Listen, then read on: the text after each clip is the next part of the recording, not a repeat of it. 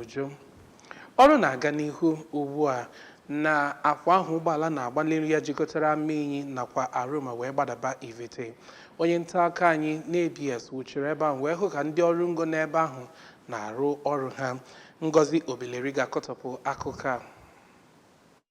Akụkọ ABS chọpụtara na awụọla kolota na ya bụ kolota bụ milimita 12 na ụfọdụ mpaghara bụrụkwa milimita 10 na mpaghara ndị ọzọ dịka ya bụ atụmatụ ọrụ siri dị. Ndị ABS chọpụtakwara na awụọla kolota na mpaghara mgbaji aka high tension na ya bụ ụzọ. Ka ọ na-agwa ndị nta akụkọ ABS okwu ka otu nwaanyị onye Amudoka bụ Oriakụ Louisa Alinago na otu onye na-aga na ya bụ ụzọ bụ Nwaada Ogechukwu Ezeukwu kọwara na ya bụ ọnọdụ bụ nnọọ nke magburu onwe ya ma kelee Chineke na ya bụ ụzọ abụrụla nke na-ekwe ọgịga ugbu a. Ha gosipụtara aṅụrị na ha agaghịzi na-aga na Aroma Junction ka ha wee nwee ike na-eje ịhụ ndị gbara ha okirikiri ma kọwakwa na site na ihe Gọvanọ Soludo megoro na ndị ọka na-eme na Anambra na onweghị onye ya na ya na-azọ ọchịchị na nhọpụta nke a ga-eme na Nọvemba 8 na Anambra steeti. Site n'Ọka, abụ m Ngozi Obileri.